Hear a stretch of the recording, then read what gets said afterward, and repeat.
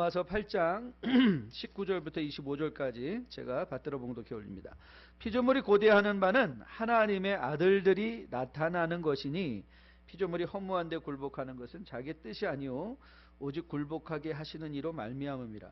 그 바라는 것은 피조물도 썩어짐의 종로로 탄 데서 해방되어 하나님의 자녀들의 영광의 자유에 이르는 것이니라. 피조물이 다 이제까지 함께 탄식하며 함께 고통을 겪고 있는 것을 우리가 아느니라.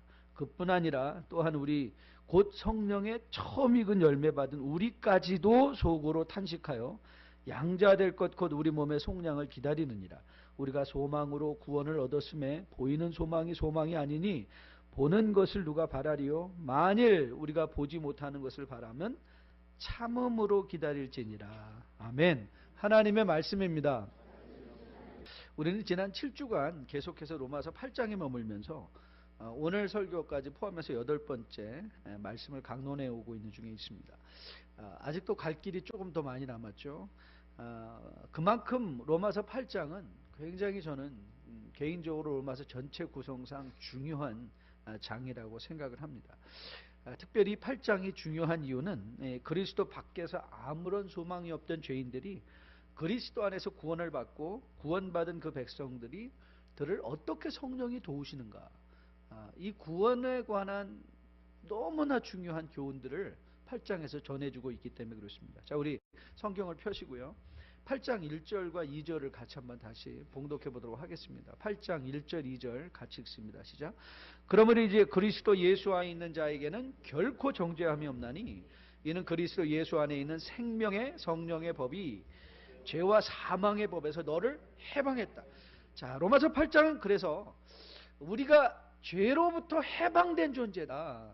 그래서 구원을 선포한 후에 그 구원을 어떻게 누릴 것이냐, 우리가 구원을 아는 만큼 누릴 수 있는 바, 이 구원을 받은 후의 삶을 풍성하게 제시하는 것입니다. 그리고 우리가 앞으로 살펴볼 이 구원에 관한 복된 교훈이 26절, 27절에서 기록이 되어 있는데요. 자, 우리 26절과 8장 26절, 27절 같이 한번 한 목소리로 봉독해 보도록 하겠습니다. 같이 읽습니다. 시작.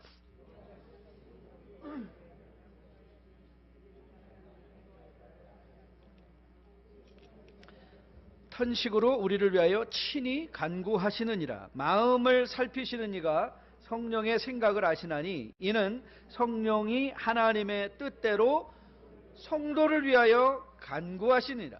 하나님께서는 우리를 구원하신 후에 이제 세상에 내던지시며 자 이제 너 한번 살아봐 가 아니라, 하나님은 구원받은 우리와 함께 그리스도 다시 오시는 날까지 성령을 통하여 간섭하시고 교훈하시고 기도해 주시고 격려해 주시는 분이라는 사실이에요.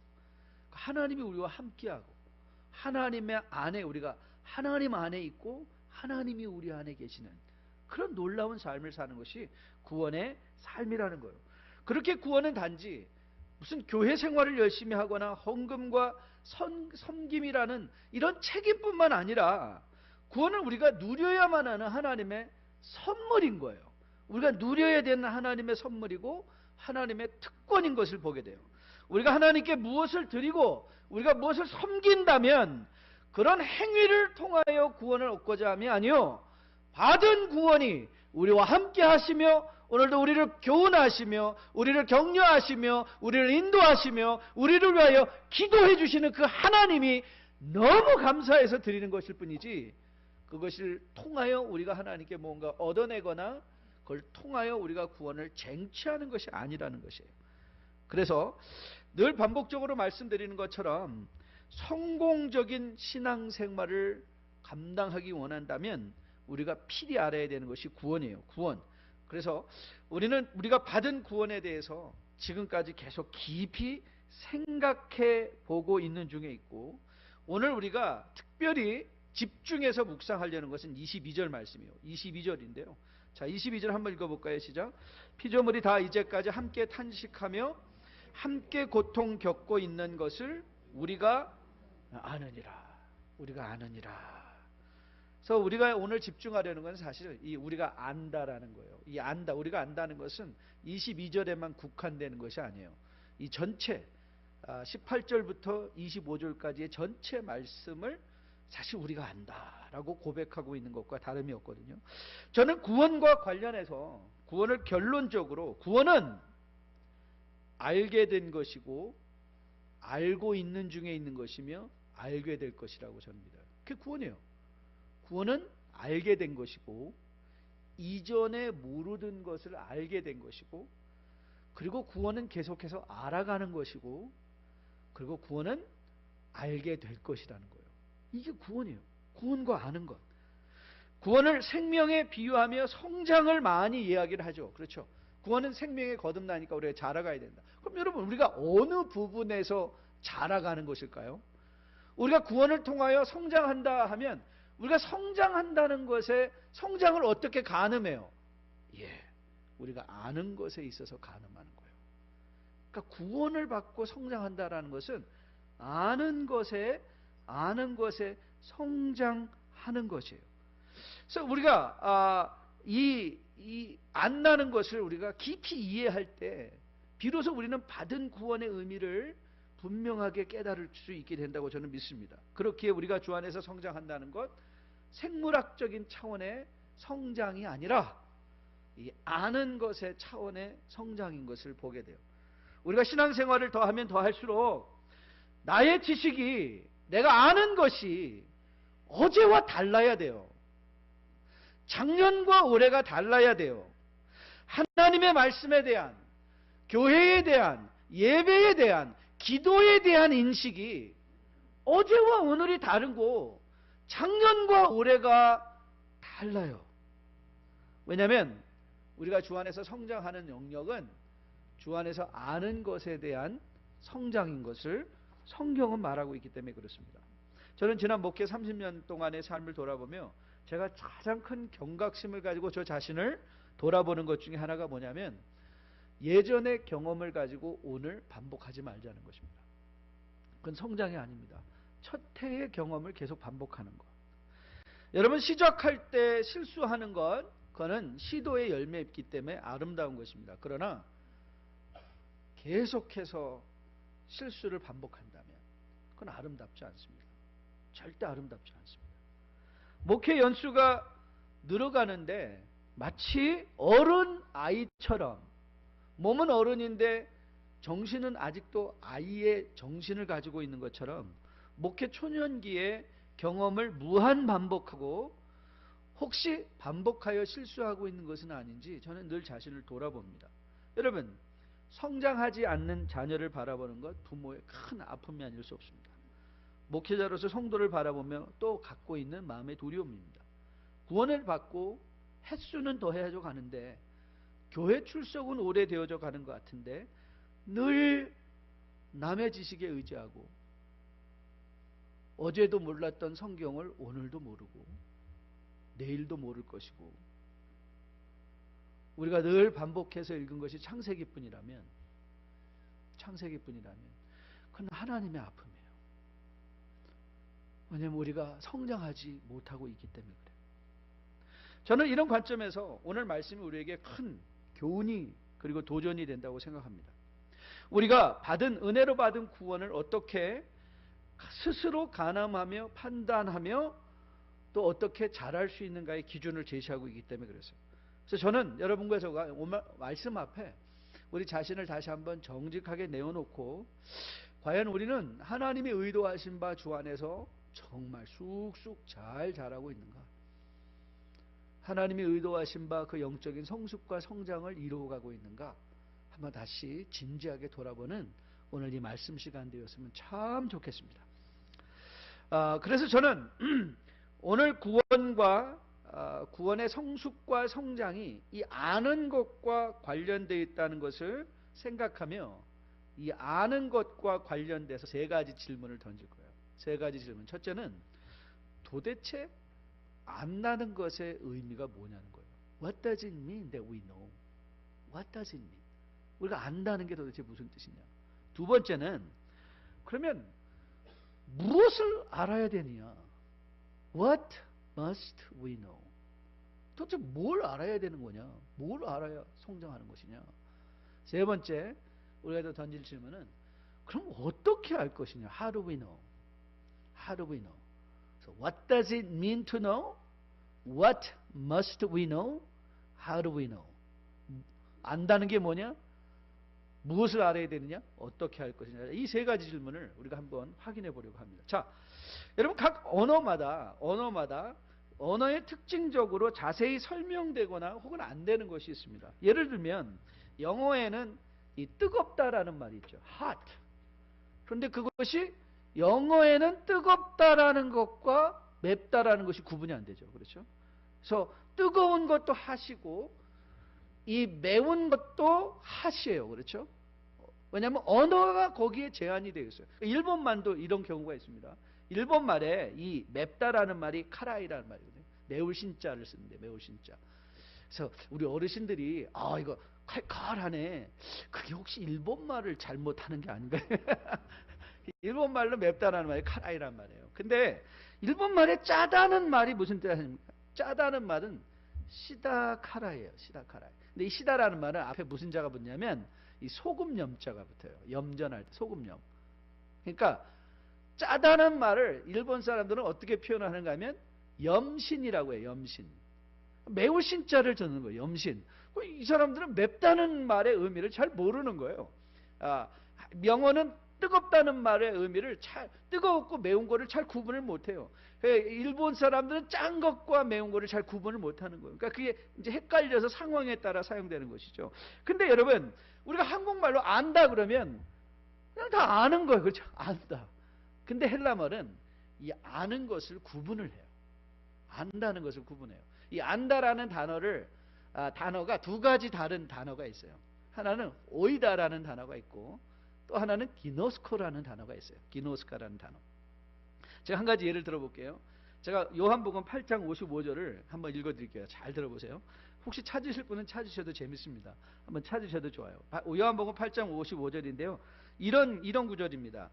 너희는 그를 알지 못하되 나는 아노니 만일 내가 알지 못하면 너도 너희와 같이 거짓말자인가 되리라.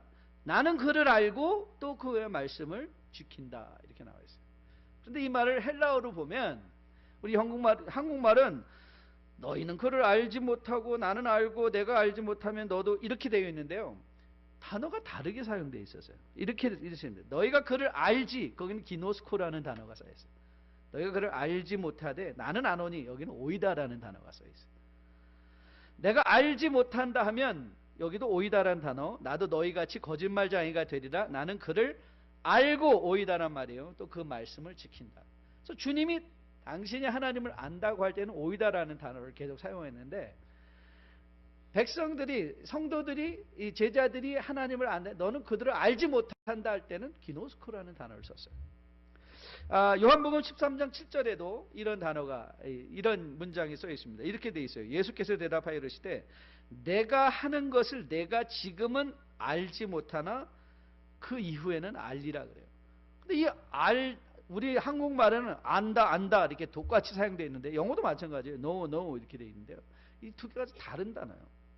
첫 번째 단어는 내가 하고 있는 일을 내가 지금은 오이다 알지 못하지만 나중에는 내가 알리라 기노스코 이렇게 써 있어요. 물론 이 단어가 어떤 구체적인 다른 의미를 가지고 사용된 거라고도 해석할 수 있지만 그러나 이 두 가지 단어가 상호 보완적으로 사용됐다고도 할 수 있어요. 그러니까 이 단어 안에 공통적인 의미가 있는 거예요. 그러니까 이 안다는 단어에 이런 의미 두 가지 다른 의미가 다 포함되어 있어서 상호 보완적이지만 그래도 이걸 구분해서 이해하는 것은 매우 유익해요. 왜냐하면 우리가 안다는 것을 정의할 수 있기 때문에 그래요. 그래서 우리가 오이다라는 단어를 오늘 이 본문에는 오이다라는 단어가 써 있는데요. 본문에서 이 오이다라는 단어의 첫 번째 의미는 뭐냐면 직관적으로 아는 거예요. 본능적으로 아는 거예요. 그냥 intuitive knowing. intuition. 이게 굉장히 어려운 개념이죠. 그러니까 예를 들면 이런 거죠. 이 직관적인 것은 여러분들이 숨을 쉬어야 된다는 것을 가르쳐주지 않아도 알잖아요. 그렇죠? 직관적으로 본능적으로 아는 것들이 있어요. 근데 이 기노스코라는 단어는 직관적인 본능적인 지식이 아니라 경험적인 거예요. experience를 통해서 아는 거예요. 그래서 안다는 게 본능적으로 그냥 아는 게 있는데 경험을 해서 아는 게 있다는 거예요. 경험을 해서 아는 것, 경험을 해서 아는 것.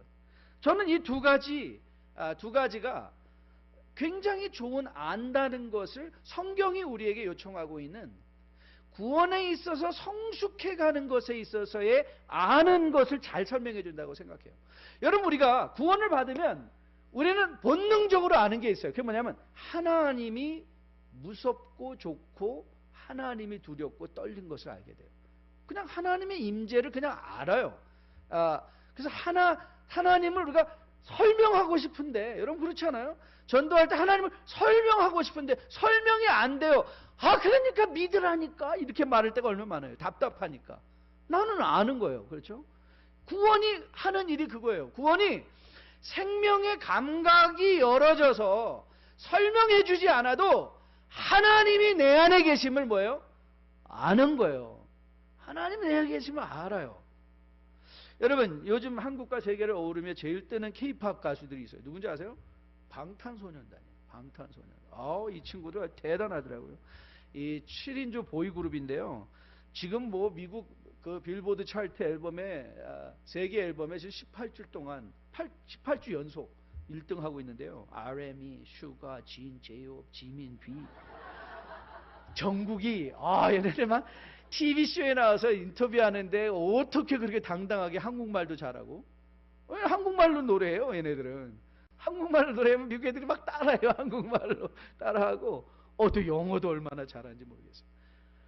저는 이 방탄소년단을 잘 알아요. 한 번도 만난 적은 없어요. 한 번도 만난 적은 없어요. 여러분, 그런 경우도 있죠. 한참 만나서 막 어떤 사람 얘기 막 하고 있는데 제가 본인입니다. 딱 그런 경우 혹시 있으세요? 남 얘기인 줄 알고 막 했는데 제가 그 사람인데요. 황당하죠. 그 사람에 대해서 많이 알았는데 그 사람 한 번도 만난 적은 없는 거예요. 여러분, 구원을 통하여 하나님을 안다는 것은요, 직관적으로 알게 된 하나님이 이제는 경험적으로 알아지는 거예요. 그 오이다한 하나님이 기노스코의 하나님으로 알아지는 거예요. 하나님을 알아지는 거예요. 우리가 매일 하나님을 만나서 매일의 삶 속에서 삶의 경험을 통해서 알아지는 하나님이 있는 거예요. 하나님이 있는 것. 여러분, 제가 여러분을 거의 다 알고 있습니다. 그런데 여러분, 제가 여러분과 아는 정도에 있어서는 다 다릅니다. 그렇죠? 저는 여러분을 알지만 제가 여러분을 아는 것에 있어서의 각 여기 앉아있는 분 한 분마다 아는 것의 정도가 달라요. 물론 제가 여러분들의 모든 삶의 형편을 속속들이 알면 좋겠지만 저는 인간이기 때문에 경험적 한계가 있어요. 여러분 그거 아세요? 우리 하나님은 그런 한계가 없으신 분이에요. 하나님은 그 한계가 없으신 분이기 때문에 여러분과 저와 이 땅에 수억, 수백억이 아니라도 이 땅에 우주에 속한 모든 것을 속속들이 알 수 있는 하나님이세요.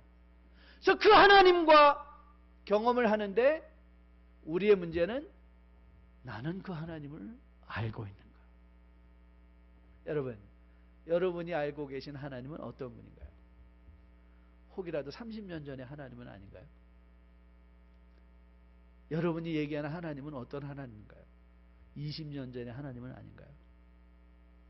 여러분이 지금 알고 계신 하나님은 어떤 분이십니까? 오늘 여러분의 삶 속에서 역사하고 계신 하나님을 여러분은 알고 계신가요?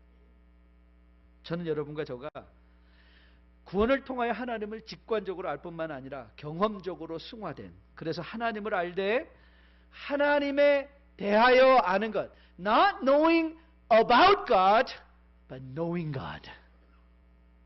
하나님에 대하여 아는 것이 아니라 하나님을 아는 자리까지 나가실 수 있는 여러분과 저 될 수 있게 되기를 주님의 이름으로 축복드립니다. 자, 그러면 우리가 이제 던질 질문이 뭐냐면, 직관적으로 아는 게 있고 경험적으로 아는 게 있다면 우리가 경험해서 알아야 되는 구원의 내용은 무엇이냐는 거예요. What must we know? What must we know?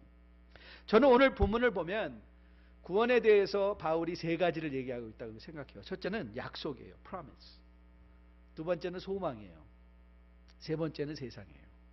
그러니까 우리가 구원을 받으면 성장해 가는데 뭐에 대해서 성장하는가 하면 약속에 대해서, 소망에 대해서, 세상에 대해서 성장하는 거예요. 자, 여러분 우리 8장 18절 오늘 읽지는 않았지만 18절 말씀 한번 보겠습니다. 18절 같이 한번 읽어볼까요? 같이 한번 읽습니다. 시작. 생각하건대. 자, 오늘 이 18절이 왜 뭘 이야기하고 있는 거죠? 미래의 영광스러움. 그렇죠. 미래의 영광이요. 그러니까 그 미래의 영광을 하나님이 약속해 줬다는 거예요. 그렇죠. 그래서 우리는 그 하나님의 미래의 약속을 믿는 거예요. 그렇죠. 그 약속. 그렇죠. 기독교는 약속의 종교라고 해도 과언이 아니에요. 기독교는 모든 것이 약속에 근거해 있어요. 여러분, 우리가 지금 보내고 있는 이 대강절을 한번 상기해 보세요. 성탄이 왜 중요하죠? 성탄이 중요한 이유는 성탄은 우연히 어느 날 일어난 일이 아니라 하나님이 계획한 대로 약속하신 바 그 약속의 내용이 성취됐다로 중요한 거예요. 그 약속이 성취되었다. 여러분 이사야 7장 14절 기억하시죠? 그러므로 주께서 친히 징조를 너에게 주실 것이라. 보라, 처녀가 잉태하여 아들을 낳을 것이요 그의 이름을 임마누엘에 하리라. 700년 전에 주시겠노라고 하셨던 그 아들이 오셨다. 여러분 마태복음 24장에 우리에게 주님께서 주신 약속의 말씀이 있죠. 마태복음 24장에서 주님이 이렇게 약속하셨어요. 그때에 인자의 징조가 하늘에서 보이겠고 그때에 땅의 모든 족속들이 통곡하며 그들이 인자가 구름을 타고 능력과 큰 영광으로 오는 것을 보리라. 다시 오시겠다고 약속하신 것 아니에요? 여러분 성탄이 왜 중요하냐? 700년 전에 약속하셨던 말씀이 이루어진 것이라면 변함이 없는 하나님께서 그리스도를 다시 보내시기라 약속하셨다. 그 약속이 이루어진다, 이루어지지 않는다. 이루어질 것이라는 거예요. 그러면 우리가 믿음에 있어서, 구원에 있어서 성장한다는 것의 의미가 뭐냐? 하나님이 약속하신 바 된 그 약속을 경험적으로 안다는 거예요. 그리고 그 경험이 늘어난다는 거예요. 여러분 우리가 이 약속을 어떻게 그러면 경험적으로 알게 되는가? How do we know this promise? Through our experience?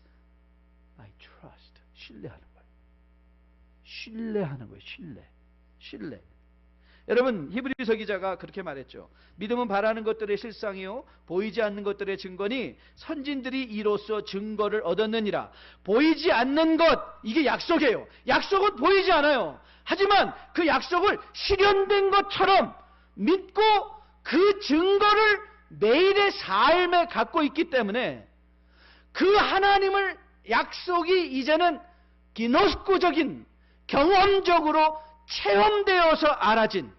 그래서 본문 24절을 보니까 본문에 이렇게 나와 있죠. 우리가 소망으로 구원을 얻었음에 보이는 소망이 아니요 보는 것을 누가 바라리요 그랬어요.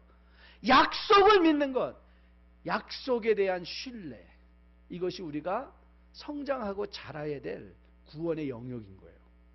저는 여러분이 이 영역, 나는 어제보다 오늘 더 하나님의 장래의 영광의 약속, 다시 오리라 약속해 주신 바 그 약속을 더 신뢰하고 있는가, 덜 신뢰하고 있는가, 그걸 점검해 보면 내가 구원에 있어서 성장하는가, 성장하고 있지 않는가, 퇴보하는가를 스스로 판단할 수 있는 거예요.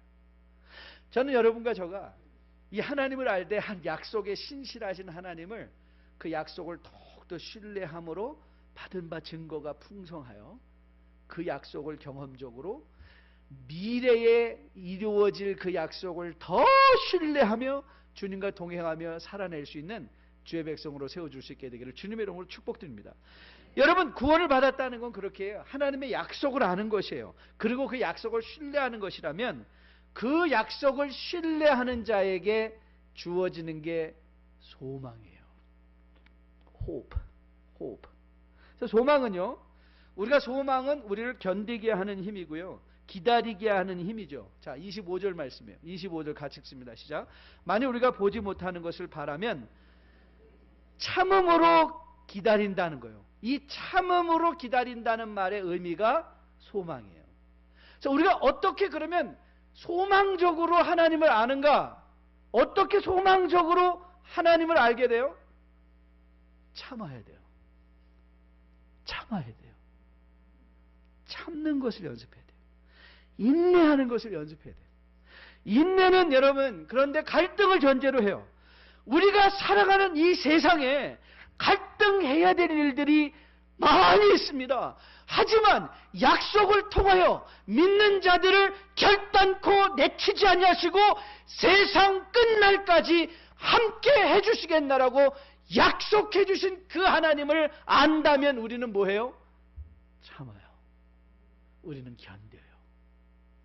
그리고 우리는 참는 것을 연습해요. 지금 이 순간에 이 하나님을 안다, 우리가 참는다는 건 약속을 알기에, 약속을 신뢰하기에 오늘 우리가 참는 건 우리의 모든 생각을 사로잡아서 그리스도께 복종시키는 것이 참는 것이에요. 저는 이 하나님의 약속을 신뢰하기 때문에 참는 것을 가장 잘 설명해 주는 구약의 인물이 저는 다윗이라고 생각해요. 특별히 여러분에게 자주 인용하는 다윗의 시 34편이에요. 여러분 너무 잘 아시죠? 왕이 되기 전에 사울에게 쫓기다 블레셋 왕에로 도망갔다가 생명의 위협을 느끼고 미친 척하고 겨우 살아나온 그 사건이에요. 사무엘상 21장 사건이에요. 정말 우리가 보기에는 사무엘상을 읽으면 구차하게 목숨을 연명한 거예요. 구차하게 그냥 이러고 싶어요. 저는 다윗에, 야, 좀 그렇게 찌질하게 살지 말고 그 블레셋 왕 앞에서 배 가르고 한번 죽어버려라. 그냥 하나님, 나 이렇게 미친 척 수염을 침을 흘리고 그적거리면서 아말렉이 뭐라고 말하냐면, 야, 내가 저런 미친 자의 더러운 피를 내 칼에 묻히겠느냐? 쫓가버려. 그리고 살아나왔어요. 그러니까 치사하죠. 우리가 보기에 구차해요. 근데 여러분, 다윗이 뭐라고 그가 노래하고 있는지 아세요? 한번 들어보실래요? 시편 34편이에요. 다윗이 아비멜렉 앞에서 미친 채하다 쫓겨나서 지은 시. 하나님, 너무 억울합니다. 저것들 하나님 완전히 죽여주십시오. 가 아니라, 그렇죠? 이상하죠? 이거 정규 성경 말씀도 한 번도 못 들어본 것 같은데 이렇게 노래했어요. 내가 여호와를 항상 송축하며 내 입술로 항상 주를 찬양하리이다. 내 영혼이 여호와를 자랑하리니 곤고한 자들이 이를 듣고 기뻐하리로다. 나와 함께 여호와를 광대하시다 하며 함께 그의 이름을 높이세. 내가 여호와께 간구하며 내게 응답하시고 내 모든 두려움에서 나를 건지셨도다. 그들이 주를 앙망하고 광채를 내었으니 그들의 얼굴은 부끄럽지 아니하리로다. 이 곤고한 자가 부르짖음에 여호와께서 들으시고 그의 모든 환난에서 구원하셨도다. 여호와 천사가 주를 경외하는 자를 둘러 진치고 그들을 건지시는도다. 너희는 여호와의 선하심을 맛보아 알지어다. 그에게 피하는 자는 복이 있도다. 이 완전히 정신분열이에요. 정신분열. 미친 척하고 구차하게 치사하게 그 목숨 하나 연명해서 도망쳐 나온 주제에 뭐라고요? 여호와의 선하심을 맛보아 하려고요. 여러분, 어떻게 이런 고백이 다윗에게서 가능한 줄 아세요? 소망이에요. 소망. 아말렉에서 사는 것. 오늘 다윗이 보고 있는 건 아말렉에서 건짐이 아니에요. 하나님께서 다윗을 통하여 이루어지실 나라의 영광을 본 것이고요. 이 시편 34편은 자신의 영광을 본 게 아니에요. 그리스도 예수와 함께 임할 저 먼 미래에 하나님의 영광의 나라를 그가 오늘 여기서 미리 봤기 때문에 구차하게 목숨 연명한 게 구차한 게 아닌 거예요. 그 순간과 그 때를 그가 견딘 거예요. 왜요? 소망이 있었기 때문에. 그래서 다윗이 이렇게 시편 34편에서 결론을 냅니다. 의인은 고난이 많으나 여호와께서 그의 모든 고난에서 건지시는도다. 그의 모든 뼈를 보호하시며 그 중에 하나도 꺾이지 아니하도다. 이거 예수님 미래에 예측하고 예견한 말씀인 거 아시죠? 그의 뼈가 하나도 상하지 아니하리란 말씀. 이게 메시아 그리스도의 예언시거든요. 그리고 말해요. 악인을 죽일 것이라 의인을 미워하는 자는 벌을 받으리로다. 여호와께서 그의 종들의 영혼을 속량하시나니 그에게 피하는 자는 다 벌을 받지 아니하리로다. 예수님을 믿기 전에 저는 참으로 부끄럽게도 참 열등감이 많았습니다. 가난한 열등감, 외모의 열등감, 그런 사람들이 갖고 있는 게요, 이 공평에 대한 오해예요. 그러니까 억울한 사람들일수록 공평이란 단어를 항상 입에 자주 올립니다. 저도 그랬어요. That's not fair. 그러면 저는 정말 싸웠어요. 물러서지 않았어요. 제 목소리를 높이고 분노하면서 반드시 공평하지 않은 것을 꼭 알리고 관철시키고 싶었어요. 아직도 부족하고 아직도 그렇지만 제가 예수님을 믿고 예수님께 훈련받으며 보낸 지난 30년의 목회 생활 중에 배운 게 하나 있어요.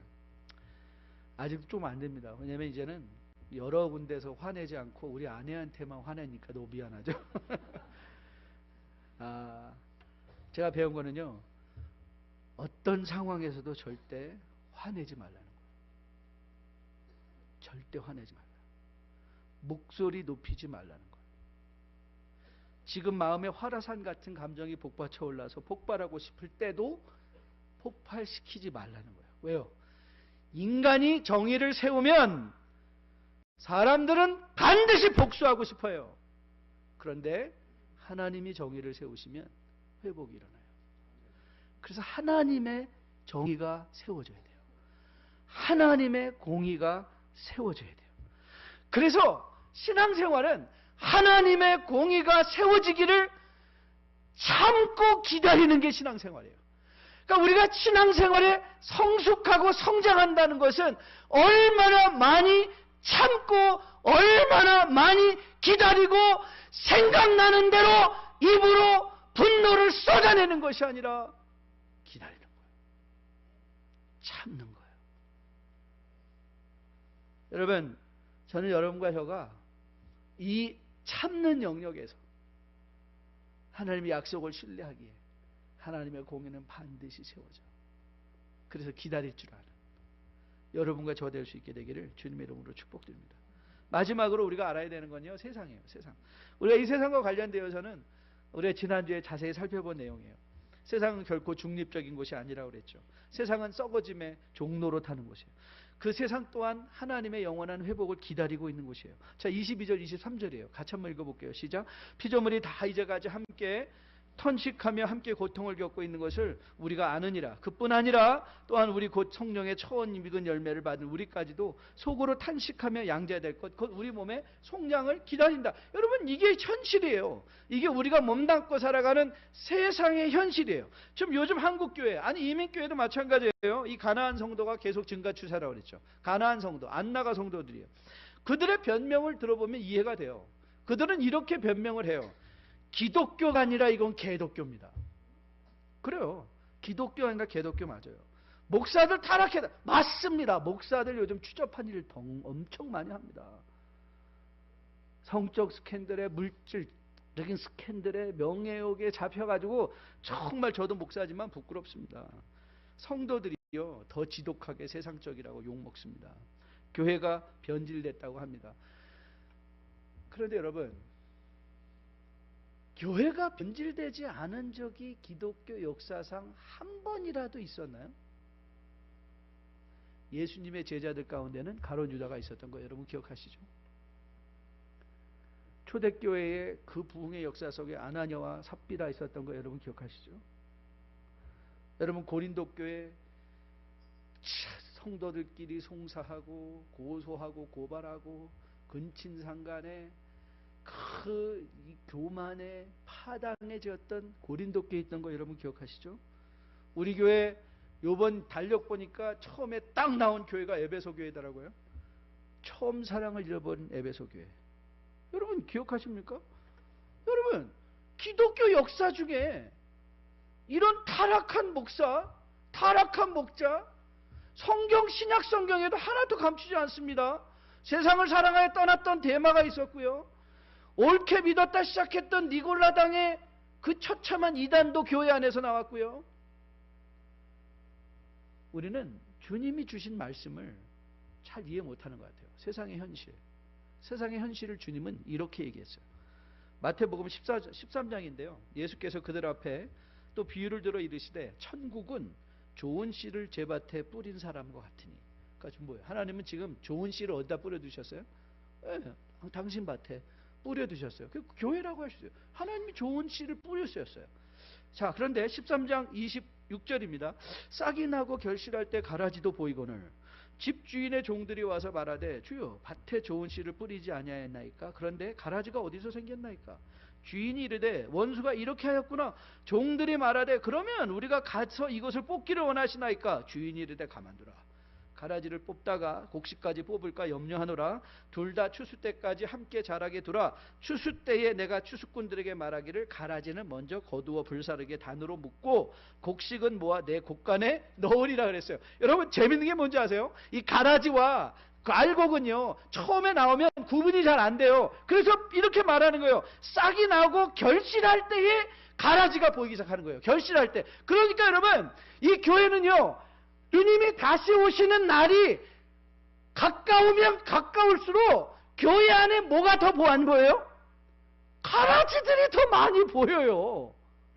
아니 주님이 말씀해 주셨잖아요. 이게 현실이라고. 그런데 왜 가라지 보고 내 믿음을 포기해요? 너무 어리석지 않은가요? 아니 주님이 이렇게 말씀해 주셨는데 지금 이 여자리에도 가라지와 알곡이 있다니까요. 그럼 가라지를 보면 돼요. 아, 하나님께서 마지막 판에 뭐라 그러셨어요? 아, 반드시 뽑을 때 하나님이 심판하신다. 그러니까 우리는 뭐 하면 돼요? 여러분이 스스로 알곡이라 생각한다면 뭐 하면 돼요? 알곡처럼 하나님이 말씀하신 열매를 맺으면 돼요. 남이 열매 맺냐 안 맺냐 좀 신경 좀 쓰지 마시고. 가라지 때문에 교회 안 나가요. 아니 구데기 무서워서 장 못 담그나요? 구데기 무서워서 장 못 담궈요? 아니 왜 가라지를 보고 여러분의 영원한 생명이 고사를 당해야 돼요? 구데기는 그냥 놔두세요. 그리고 이렇게 장을 잘 골라서 드세요. 그리고요 여러분이 그 성령의 열매를 맺으세요. 오래 참고 절제하고 온유하고 인내하고 자비와 양선을 베풀고 사랑하면 돼요. 여러분이 그걸 하면 돼요. 알곡이라면 그 일을 하는 거예요. 저는 여러분과 저가 알곡으로 자라날 수 있게 되기를 주님의 이름으로 축복드립니다. 그러니까 교회 갖고 자꾸 놀라지 마세요. 야, 교회 갔더니 사람들이 정말 지독하더라. 이 교회 다니는 것들 사기 엄청 치더라. 그럼 그때 그런 사람들 보고 그렇지 좀 미안하긴 하지만 뭐 그게 정상이야. 좀 더 기다려봐. 더 심한 것도 혹시 나올 수 있어. 내년이면 아마 더 심각할 거 터질걸? 그런 여유를 좀 가지세요.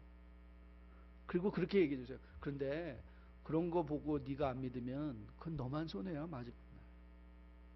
마지막 날 너만 손해야.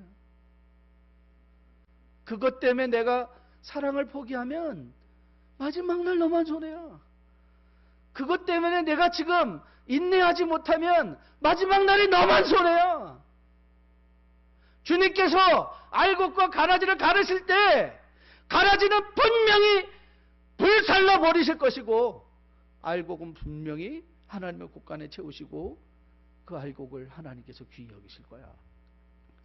그러면 되죠. 우리가 왜 놀라요?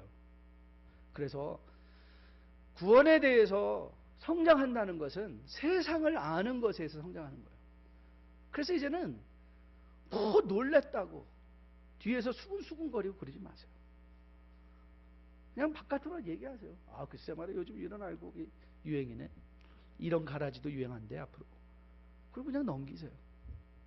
그게 세상을 향하여 성장해가는 성도의 모습인 걸로 믿습니다. 자, 그러면 우리가 하나님의 약속을 알고 약속 때문에 소망을 하고 세상에 대해서 바로 아는 것이 What must we know? 우리가 알아야 될 내용이라면 How do we know? 어떻게 할 것인가?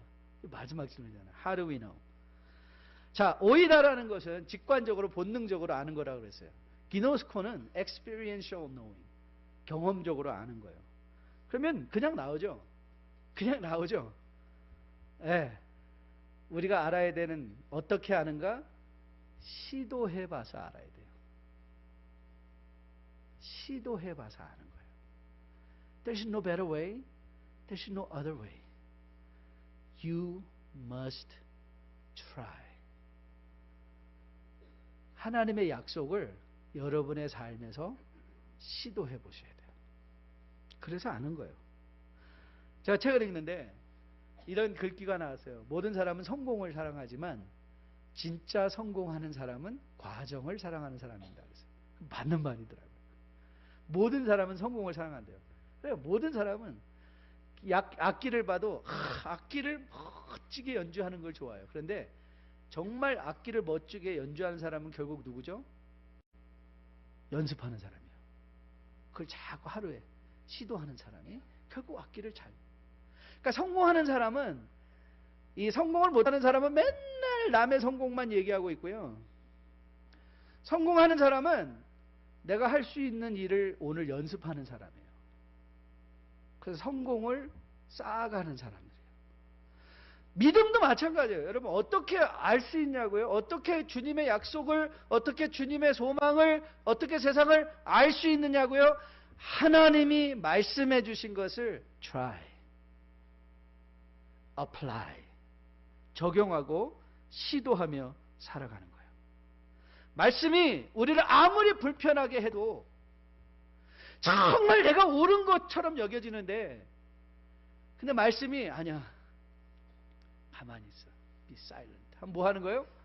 be silent 하는 거예요. 정말 저 인간은 용서받지 못할 것 같은데 하나님, 내가 절대 용서할 수 없어요. 그 마음이 막 불러오르는데 내가 너를 용서한 것처럼 너도 용서해. 그럼 뭐 하는 거예요? 용서하는 거예요.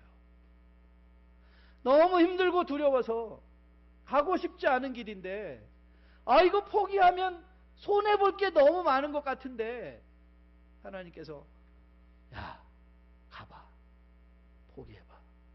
뭐 하는 거예요? 해보는 거예요.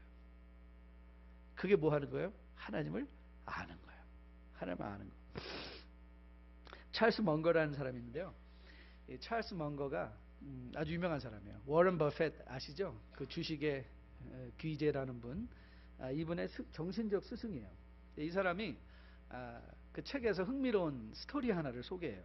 그 스토리가 뭐냐면 1918년도에 노벨 과학상을 tas던 이 맥스 플랭크에 관한 운전기사에 관한 일화였어요. 맥스 플랭크라는 사람이 아주 유명한 과학자인데요. 이 노벨상을 수상한 후에 쇄도하는 강의 요청에, 뭐 그때는 유튜브도 없고 직접 가서 해야 되잖아요. 뭐 녹음해 놓은 것도 없고 직접 가서 하니까 강의가 너무 많이 들어와서 몸이 10개라도 도저히 모자라는 상황이었어요. 매번 강의 때마다 플랭크 박사를 이제 운전해주던 운전기사가 있었어요. 어느 날 강연을 가는데 플랭크 박사가 너무너무 힘들고 너무너무 피곤한 거예요. 그랬더니 운전사가 이런 제안을 했어요. 박사님, 제가 박사님 강의를 한 수백 번 들었는데 제가 그냥 할 수 있을 것 같아요. 오늘 박사님 쉬시고 너무 힘드신데 제가 그냥 강연하면 어떨까요? 그래? 한번 해보지. 했더니 너무 잘하는 거예요. 너무 잘한 거예요. 그래서 이제 끝나고 나면 항상 이제 question and answer 세션이 있잖아요. 그래가지고 근데 이제 어떤 사람이 탁 손을 들고 질문을 한 거예요. 상당히 어려운 질문을 했어요. 뭐 물론 운전사는 답을 못했죠. 그래서 한참 생각을 하더니, 그런 쉬운 문제는 우리 운전사도 답할 수 있다고. 우리 운전사한테 물어봐라고. 운전사 한번 대답해 보게. 그게 누구예요? 네, 막스 플랑크예요. 저는 이 스토리를 읽으면서요, 뭔가가 뭐라고 이렇게 말했어요. 이 스토리를 보면서 운전자가 참 재치 있다가 아니라, 강인은 앵무새처럼 남을 속이고 잘할 수 있지만 결국에는 그는 아무것도 모르는 사람이었다는 사실을 지적했어요. 말은 뻔질하게 잘했는데 파고 들어가니까 he knows nothing. He didn't know anything. 저는 목사로서도 그런 생각을 해봤어요. 나는 맨날 말은 유창하게 하면서 나는 정말 참는가? 나는 정말 인내하나? 나는 정말 소망 때문에 손해보기를 두려워하지 않나? 가난하게 사는 것을 자랑스럽게 여길 수 있나? 여러분은 어떻습니까? 여러분은 어떠세요? 피조물이 고대하는 바 하나님의 아들들이 나타나는 것이니 피조물들이 허무한데 굴복하는 것은 자기 뜻이 아니오 오직 굴복하게 하시는 이로 말미암음이라. 그 바라는 것은 피조물도 썩어짐의 종로로 탄 데서 해방되어 하나님의 자녀들의 영광의 자유에 이르는 것이니라. 피조물이 다 이제까지 함께 탄식하며 함께 고통을 겪고 있는 것을 우리가 아느니라. 저는 여러분이 아시게 되기를 주님의 이름으로 축복드립니다. 알되 능력 있는, 경험되어진, 사랑할 수 있는, 인내할 수 있는, 견딜 수 있는, 용서할 수 있는, 참을 수 있는, 가난을 기꺼이 선택할 수 있는, 하나님의 뜻을 분별하여 알아 하나님의 뜻을 실천할 수 있는 그러한 경험적인 지식을 통하여 세상을 향하여 나는 주님의 약속을 믿노라, 아노라 선포할 수 있는 여러분과 저 될 수 있게 되기를 주님의 이름으로 축복드립니다. 다음 주에 나서 마지막 찬양하려고 하는데요, 549장 우리 찬송가예요. 내 주여 뜻대로 행하시옵소서. 온몸과 영혼을 주께 드리니 내 주여 뜻대로 행하시옵소서. 큰 근심 중에도 낙심케 내 주여 뜻대로 행하시옵소서. 내 모든 일들을 주께 맡길 때. 저는 이 고백이 우리의 기도가 돼요. 이제 하나님을 알아가는 우리의 삶이, 우리가 남의 들은 얘기에 대해서 하는 것, 하나님을 알아도 맨날 남이 말해준 하나님이 아니라 오늘 나의 삶에서 역사해 주신 그 하나님을 알아갈 수 있는 우리 뉴라이프의 복된 성도 다 될 수 있기를 주님의 이름으로 축복드립니다.